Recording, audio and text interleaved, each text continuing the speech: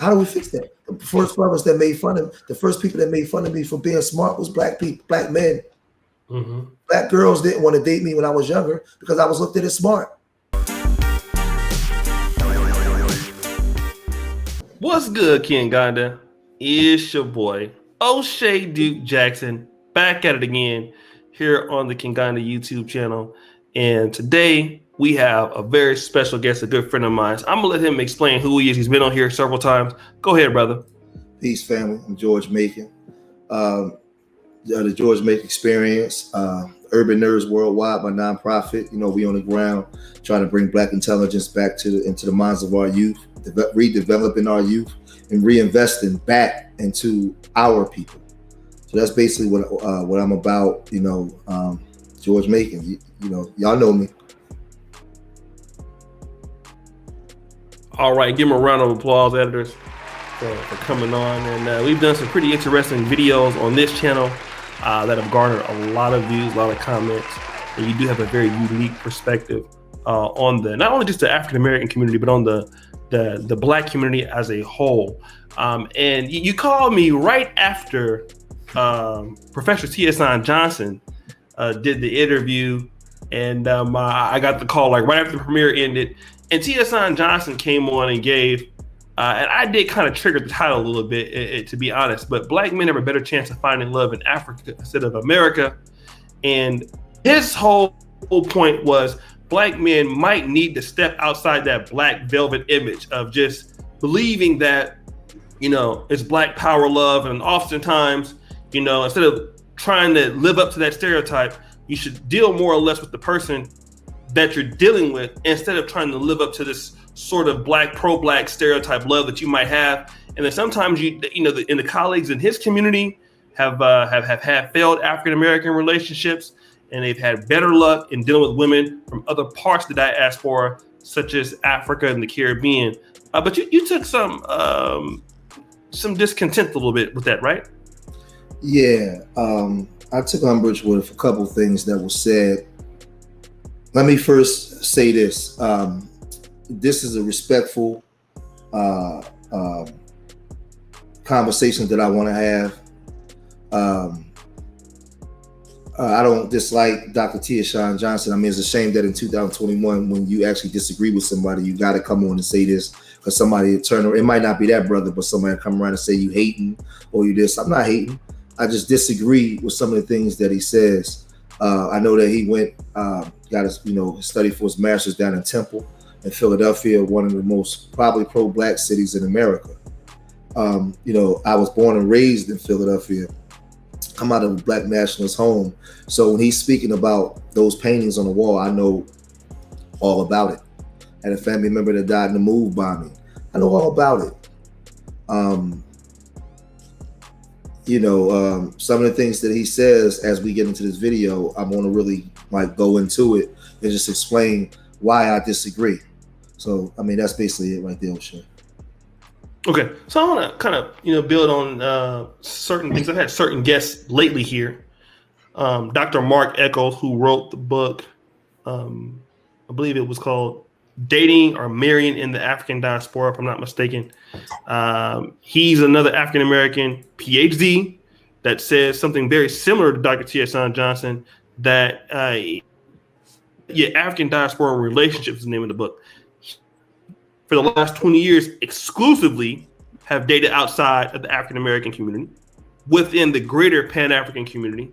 Dr. T.S. Johnson, although himself he has not done that, he has noticed that many of his colleagues have found love in the greater Pan-African community with Ghanaian wives or Nigerian wives, things like that. And then that's what his message has been, that what he's noticing amongst the African academic elite, guys who are in the conscious community, they are finding out that for marriage and longer term relationships, that they're having a better luck. Not better luck, but they're having better relationships outside of the African American community. Why do you think that? Well, what do you have maybe some umbrage or foliage with that? Because at the end of the day, when you really listen to it with your ears open, non-emotionally, regardless of whatever he say, how intelligent it sounds. At the end of the day, you blaming women. It's all the women's fault. I listened to it. I've heard this stuff before. I know what I hear. One thing I know is, as men, we have bad relationships. And I'm not saying that the women is not at fault for things, because there's a lot of jacked up women in our community. A whole lot. A whole lot. I get it. But at the end of the day, as a man, when I'm hearing I gotta go here to date these women, I gotta go here to do this, I gotta go here to do that, it's the women's fault. I heard him say that a lot of the intelligence is not celebrated in the community. And these men, watch this, right? These men can't get these type of women to do these things because intelligence is not celebrated. Well, I'm here to tell you, the reason why I created Urban Nerds Worldwide and I created this character, Hakeem, and we created a cartoon, because before you even get to the women, Black men don't celebrate intelligence in the community. They never have. When I was on the block growing up, before you even get any women involved, before we even get to the dating part, being a nerd wasn't cool, just amongst the brothers. Black men didn't celebrate it. Nobody want to talk about that though. See, that's a very good point. See, women and children is what men give. Until a lot of you brothers in the manosphere can show me a standing women military, a women government that sits at the UN that can put her foot down and tell men what to do. Every right that a woman gets, she gets from a man. Every law whatever, any woman that's in power, she needs men to enforce it. Men rule the roost. Men control things. Men build societies. Men create standards in societies. Women give birth to men. We raise them up together. But within our culture has been fractured. But I don't want to say too much. I just want to deal with the aspect of the intelligence part that people don't want to talk about. Yeah, a lot of our women don't like to date the so-called nerd or the dork or the so-called lame guy. You know why? Because in our culture, in the community, Black men don't showcase them. Black men don't put them up front. We the ones called them dorks. Even white people made movies, Revenge of the Nerds and all that kind of stuff. We don't celebrate them as men. So like let's stop with the corny crap, man. Like we clearly see what's going on. So what I'm saying is, growing up, I knew a lot of brothers that were smart, that maybe could play the guitar or was good with the drums or was good at video games and stuff like that. He ended up picking up a gun and getting into the streets because he couldn't showcase that part of his talent amongst his own brethren. Made fun of. He was made fun of. So before he even got to even dating women, he was already destroyed. His confidence was already shattered by Black men. Let's talk about that. And it wasn't just Pookies and Ray Rays, because we didn't become Pookies and Ray Rays yet. We was conditioned from the time we was children. Oh man, I ain't doing that's corny, man. That's one aspect of it. That's one aspect of the conversation. The second aspect of the conversation, if we really want to get down to it, is, and as again, I'm not absolving women. I'm just responding to Dr. Tia Johnson's video that he made. Second part is, we have to understand something. Men, again, as I said, men build societies. We talk as if our women just came from somewhere else, and because I'm educated, I'm exempt from the Black experience. I'm perfect. She should just acquiesce to what I say and do, as if you don't have no issues amongst yourselves. Think about this, O'Shea. You got a group of other competing men from other nationalities. They bust their ass. They work real hard every day. They build together. They want for their brothers what they want for themselves. They work in unison with each other, right? Here you come, because you can't get it right with your women. You want to come start dating their women. Why do they want you dating their women when they're working together in unison as men, building? They women, you say that they women respond better, they women act better. Well, you know why they women respond better and act better? Let's check the men that they come from. Any virtuous and pious woman that you see in a society the first thing you should do is look over her shoulder and see what type of men she comes from, because she's a reflection of the men that she comes from, because women is what men give them. So we have a fractured women, a society of women that don't understand how they should treat a man. Then we got to look at the status of the black man in the communities that we come from. And it's easy to blame Pookie and Ray Ray, but if your education was based off of trauma, of running from the community that you came from, a fractured community, then how you even understand how to be in a relationship with the women that you come from? It's the African American in this country. What happened to us is probably the biggest atrocity in the world. And I don't have all the answers as to how to fix it, but what I'm seeing is whether you educated or non-educated, we're beating up on each other. And we don't know how to communicate. And just because you educated don't mean that you're void of that. Mm-hmm. We have trauma and we don't know how to put it together. But go ahead, you want to say something?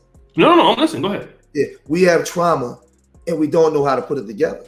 I want to say to a lot of the brothers, I don't care if you don't like me or not. I'm not a simp. I've been married 16 years to an African-American woman. I raised children to adults, grandchildren.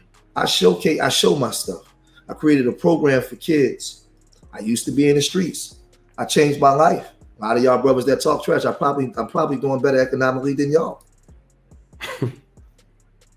You know, I don't make no excuses. I clearly see what's going on. Mm-hmm. And it's dysfunction across the board on both sides. Carter G. Woodson, for people to say that I'm wrong, Carter G. Woodson, The Miseducation of the Negro, Chapter 6, talks about the educated Negro and how basically this European education will never educate you to ever want to compete with him or overtake him.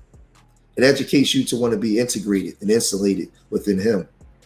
We don't take our education as black men and build within each other in order to get our women, because remember, O'Shea, let's think about this, O'Shea. Who do our women work for? Who do the black women serve every day? The white men. So if we know that the black woman in America serves the white man every day, he provides her paycheck, he provides protection, direction, and correction for her. What do the black man, let's just be honest, what do the black man provide for the black woman, O'Shea? Not as much as that. No. What does he provide? He provides what? Mm-hmm. Dick. She can go to the white man and get everything else. So if we know that, those of us that's educated that understand what's really going on here, how would you ever expect to be in harmony with your woman when your woman has to go to another nation to get the things that she needs? Mm-hmm. So again, when you see another woman that's virtuous and pious, let's check the men that she comes from. Mm-hmm. Let's check those men. Am I absolving the one? No. What I'm saying to brothers is, if these are the gripes that you are having, I don't care if you pro-black, I don't care if you non-pro-black, I don't care if you Republican or liberal. As men, until you start working together to restore, build what was taken away from us, none of this stuff is going to matter. It's just a bunch of crying online. Because at the end of the day, if she take you to child support court, if she called the police on you, whatever is being enforced against you by her is coming from another group of competing men. That's where she's getting her power from. Nobody wants to talk about that. Nobody wants to address that. We just expecting women to just get it together. No, because the white woman has been at odds against her man since the beginning. See, a lot of people come on here and talk, and I know that they're not educated because they don't know the history of the white man and his woman. The white woman, if you want to be technical, has been sitting by the white man's side for years, watching him invade nations, create other ethnic groups by running into the woman. Mm-hmm. She was there. All these different groups coming into play. If we dealing with history, him going into slavery and going down to the slave quarters and sleeping with the black woman, the white woman was there. You think she wasn't at odds with her husband behind the scenes? She's always been fighting for rights. It was a long time he wouldn't give his woman rights to do a damn thing. She was always fighting in this country. So they've always been at odds. So the same way we at odds with our women, he at odds with his. He's just able to mask it and hide it more. The difference is she'll never totally go against him because he does what for her, O'Shea? He provides. He provides for her. That don't mean that she like him. Mm-hmm. He provides for her. The white woman has never in the history of America had to walk down the road with her man and he had to step in the street out of the way of a black man. Ever. Mm-hmm. She has never had to just give up her body sexually so that her man don't be murdered. Never. She's never had to witness a bunch of black men, 5,000 of them, stand outside of a local town where they hang black men from trees, cut the babies out of the stomachs of the women. Never. I wonder if we ever thought about psychologically in this country how messed up we are as men and women, and how psychologically conditioned our women is to view us under these systems. Some say that, well, that was a long time ago. No, it wasn't. How come other groups is allowed to talk about their history and let the world know about it, but we not? It's always, oh, that was a long time ago. We got to let that go. No, our families have never been fixed or put back together to understand who we are towards each other. There's always been friction between the black women in America because see, let me ask you a question. When has the black woman in America ever belonged to the black man? Never really. So by us throwing that, what the fuck are we crying for online for? Because we know that no matter what year we go to, there was always Mr. Charlie in between us, causing friction. Always. But it's so easy to blame our women, but not the men that we compete against. Mm-hmm. That's I'm not going to say that, but it's just so easy to do it. Mm-hmm. What I'm saying is, because I don't want to sound chauvinist, but women give birth to the nations. Okay. Women are our mothers.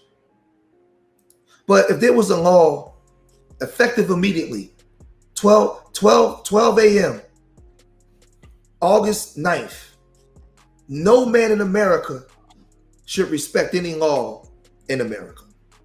Effective immediately. What would happen to women across America, O'Shea, at 12:01? It'd be a lot of trouble. It'd be a lot of trouble, right? Women get protection, direction, and correction from men because men never created laws, if you want to be technically for women, until they created laws to police men, to create a civilized society. So you have to civilize men and understand what their roles is to the women that give birth, because men understood legacy. And understanding legacy, the woman is a very integral part because she gives birth to my purpose. She gives birth to my legacy. So we provided protection, direction, and correction for women. So all the power that women get, they get from groups of competing men that's going to make sure that the boys that come out of the wombs of black women never rise up. They talked about it. Mm-hmm. See, where I'm disappointed in Dr. Tia Johnson is he knows this. I'm sure Dr. Tia Johnson has read King Leopold's letter to the Spanish missionaries and the Catholic missionaries around the world. Mm-hmm. He knows this. He knows the letter and the decrees that they wrote out. I'm sure he's read Cecil Rhodes' letters. See, we like to talk about the Willie Lynch letter. And screw the Willie Lynch letter.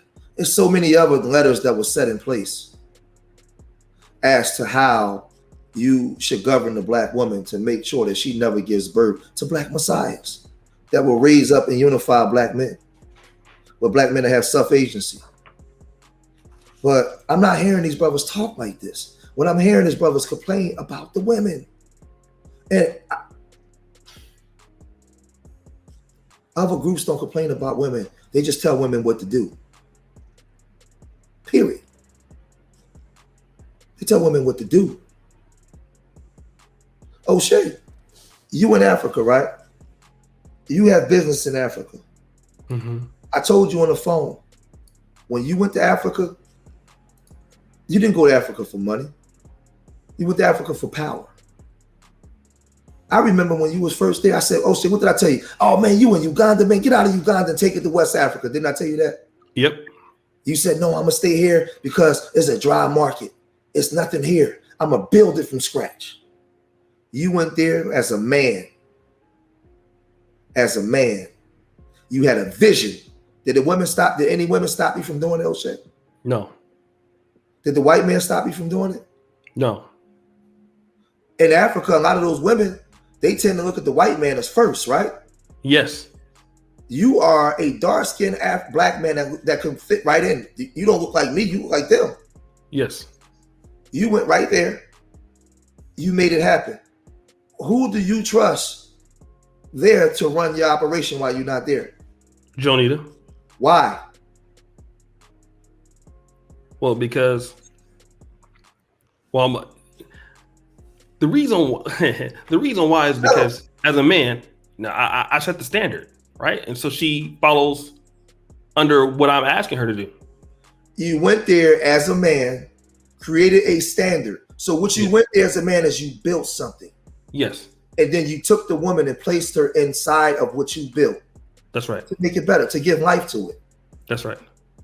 So again, men build societies. You didn't go there crying and complaining. They taking the white man first over me. I can't do nothing here. You went there and you built something. The women got on board. What I'm saying is, until black men start wanting for their brothers what they want for themselves and begin to build, we're going to have problems with our women. There is no constantly running away and running to other groups of men's women. At some point, because you know why O'Shea, the hypocrisy in that is, we still sleep with each other every day. We still you know what Obsidian calls it? He calls it hate effing in Black America. He has a name for it called hate effing. Yeah, we still sleep with each other. We still sleep with each other every day. I'm trying to find this. This one quote real quick that I can read to you. Because it's very important. Teach the. I'm gonna pull it up. But I want I challenge Dr. Tia San Johnson, respectfully, to pull out that King Leopold's letter. I challenge him to read that letter and read the letter to the brothers and let the brothers know just how they used the church, they used political policy, they used everything. There was a black man that was murdered on a Congress floor for fighting for reparations back in the 1800s. Where we at now as black men, there was black men that was always fighting for us. There was black men that wasn't complaining about the women, that was fighting on the front line for us to be where we are today. We owe men. See, we always had men like Frederick Douglass. Those are the ones that they trot out in front of us. But we owe men like Dr. Valentine's Cato, Benjamin Hooks. We owe men. We owe men like the Martin Delaney's. We owe these type of men that understood who our true enemy was and what it was that we needed to do as men. Y'all can say y'all don't like me. Y'all don't. It doesn't matter, because at the end of the day, in order to fix our situation, you still gonna have to work with other black men. Because it's funny how the Asian men work together, all in Africa. He's sending groups of Asian men to go and build. These Asian men are working together to build certain things for their own interests. The Indian man is all in Africa working together with other Indians for their own self-interest. And they out competing the Africans in Africa. Am I wrong, O'Shea? No, you're right. They're working together. The Latino man is working together for their own self-interest. How come the black man can't do this, O'Shea, on a large scale? Why is it always somehow the black woman's fault? When you always say, ain't nobody coming to get us nothing. And you know what they're gonna say when they hear this message? Oh, George is simping for women. But how am I simping for women when I'm telling black men nobody gives a about you? Nobody's coming to do nothing for you. You are going into other groups of men dating pool where these men are working together every day to build cultures and communities, and you want to come in and date their women. And they're saying, well, wait a minute. How come you ain't working with your own brothers to build? How come I own all the real estate, all of the economics in your community, and you want to come over here and date my daughter? When I'm busting my ass every day with other groups of men that look like me to make sure I raise up good daughters. How come, okay, you never got in trouble with the law, but why you ain't with your own people? Right. Sometimes we call it racism. You know what I learned? I used to think, a lot of it is racism, but one thing I learned when I began to travel, a lot of times these men of other groups ain't racist against you. They want their daughters to date within their culture that they established, that they enforce, that they push. They don't want your African American ass and culture. I mean, they don't care if you got 87 degrees. They don't want their daughters with you. They want their daughters within their culture and their people, because that's their legacy. That's what they're pushing down. What's the legacy for a black man, O'Shea? Don't really have one. I mean, is it just Pookies and Ray Rays, or is it just black men across the board?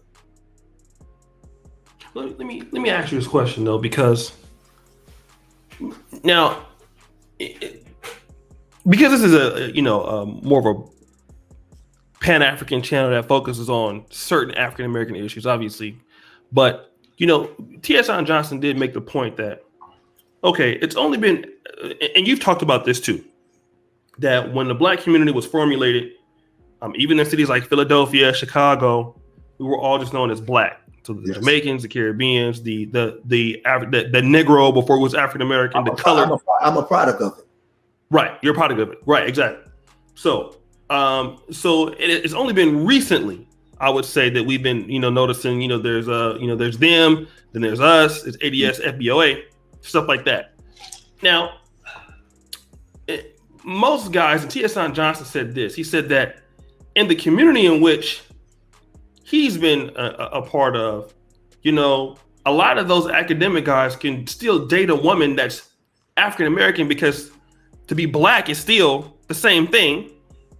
So is it so much really dating somebody else's women because we are still black, right? We do come from Africa. No, that's not the problem, because I always say I grew up in Philadelphia. Philadelphia is one of the most unique black cities in America, because in Philadelphia, when I'm on this channel, I'm interviewing Africans. A lot of Liberians and Ghanaians been here for so many generations. You wouldn't even be able to tell if they tell them apart from African Americans. Like they part of us. Philadelphia is different.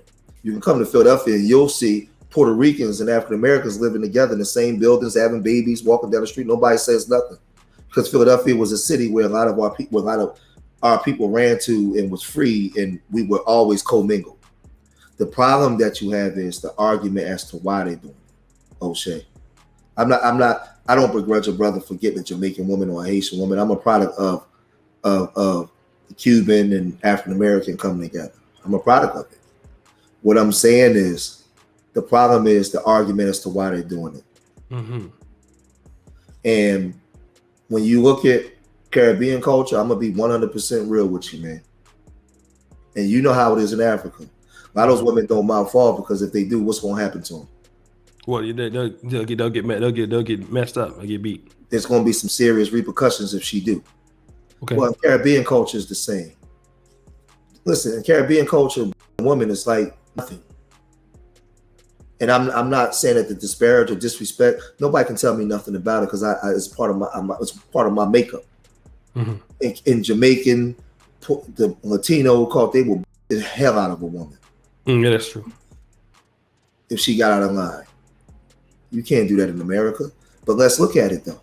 Let's look at it. In the King Leopold's letter, right? It says, "Convert always the blacks by using the whip.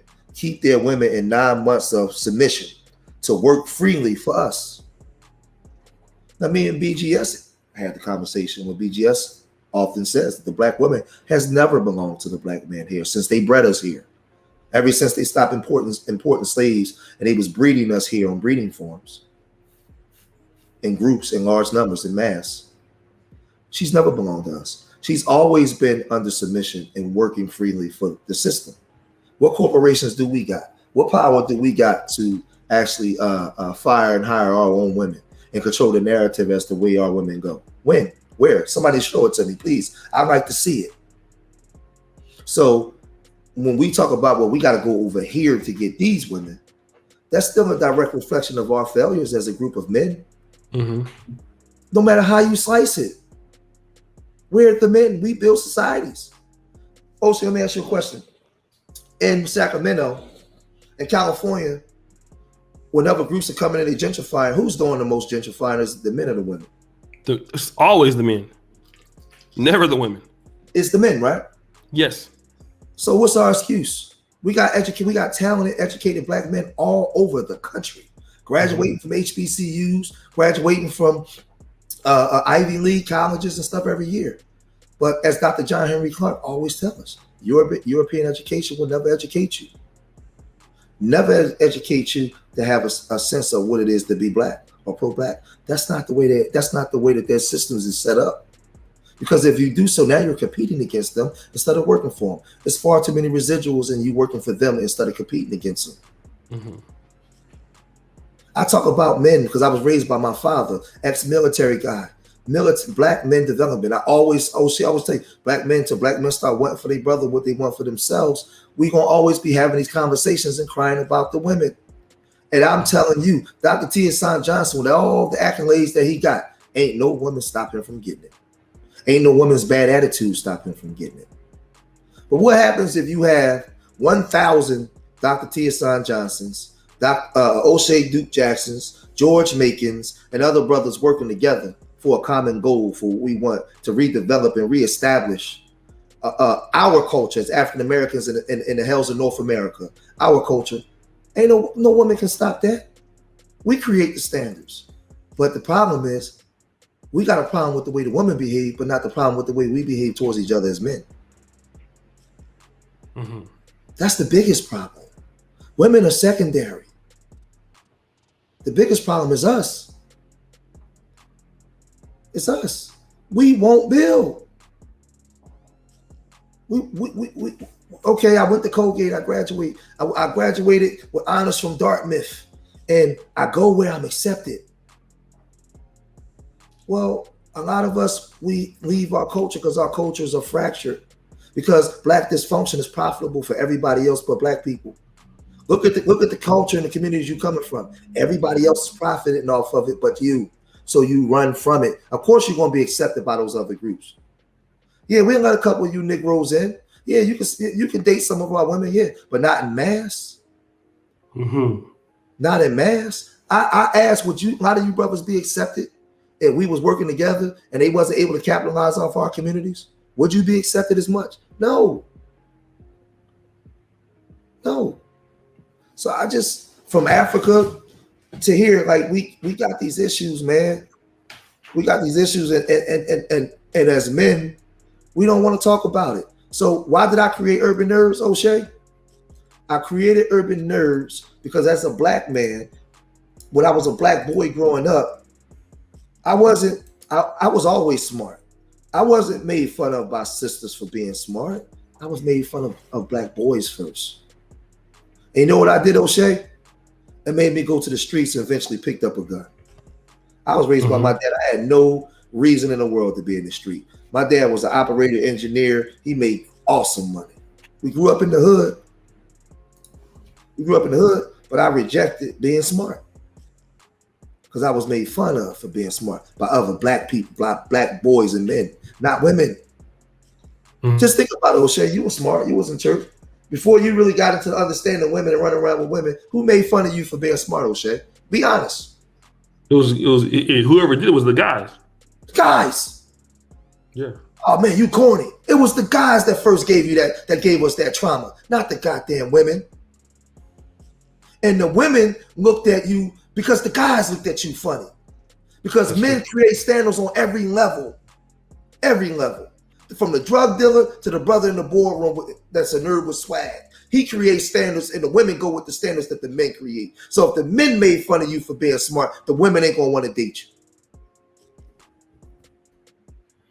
It's just the truth. It's the truth. It's the truth. I expect Brother Teiason Johnson to address that. When you was young, you wasn't made fun of the women in the sandbox. You was made fun of the black boys in the sandbox. And you was looked at as corny by the women, by the girls, because the black boys set the standard for you. Let's talk about that. And where are these boys getting that mindset from? Where's it coming from? That's the stuff that we gotta address, man. For me, I'm gonna be honest with you. They can call me, women are secondary for me. Everything that I got and did, I did because my father taught me. And then the women showed up and came. I ain't asking the women for one thing. Because at the end of the day, she can't do nothing for me but be my helpmate. Give birth to my children. And I provide things for her where she can be comfortable to raise them up right.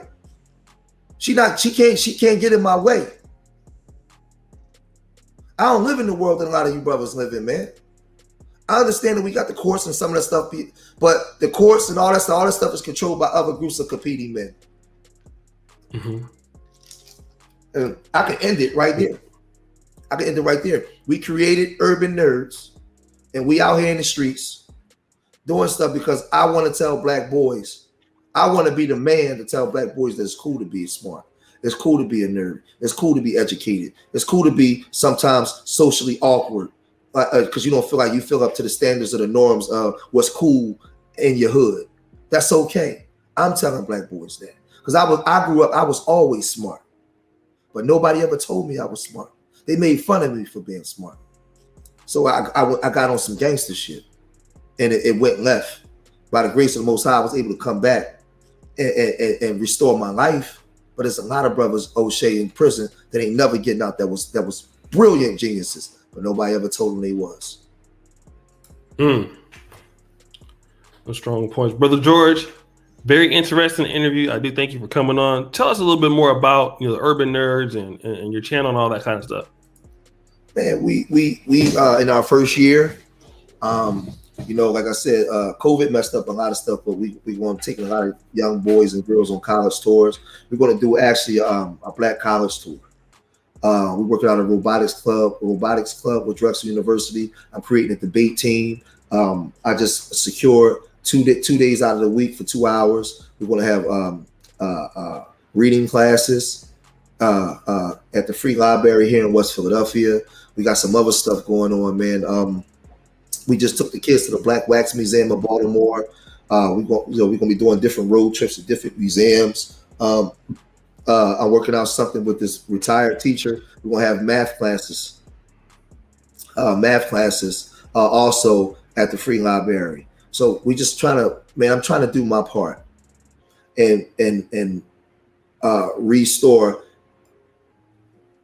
some the intelligence or a new consciousness in the minds of our youth.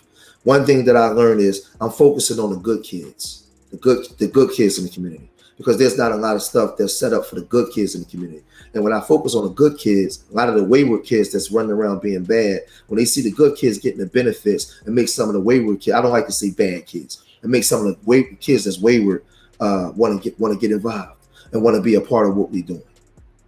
So, we grassroots, we on the ground, we making moves, man. And I tell brothers, don't make fun, support. If a lot of you brothers like to run your mouth and say, well, you took part in destroying the community. Well, if I'm a black man and you're a black man and you see me taking part in doing something, just as us being black men and we know the condition we in, say something encouraging. Support me, brother. Support me. If you know that I was wayward and I was destructive at one point and I'm trying to do the right thing, be encouraging. Support me. Make me feel good mentally about what I'm doing. Let me know that there's brothers out here that support me. Right. That's because if you can't help financially, that's the best thing that we can do for each other as brothers. Is support and let other brothers know that we love them. A lot of you brothers feel the way you feel because you felt like you wasn't supported by the community. Well, a lot of brothers in the street felt the way that they felt because they felt like they wasn't supported either. So the overall woman theme is there's not enough of support from us coming from neither side. Mm-hmm. So how about we support and learn to love each other as black men? And maybe we'll get a different, maybe on my side, I can start raising up a different generation of black boys. So when they get to your side, they can appreciate nerds and brothers that's intelligent. They can learn to appreciate it more. Because when I was a kid in the sandbox, it wasn't appreciated. When I was a kid on the block wanting to do smart stuff, it wasn't appreciated. I wasn't appreciated till I picked up a gun. Wasn't appreciated. Why? Why? How do we fix that? Mm-hmm. How do we fix that? The first brothers that made fun of the first people that made fun of me for being smart was black people, black men. Mm-hmm. Black girls didn't want to date me when I was younger because I was looked at as smart. So in closing, black men, we create the standards for communities. Women go along with the standards that other men create. It don't matter what color they are. Whoever holding the bag is where the women gonna go to. That's true. That's true. Whoever's holding the bag is where she's gonna go. Whoever has the power to facilitate her lifestyle, whether she's corporate or in the streets, whichever man is holding the power strings is where she's gonna go to. I'm done.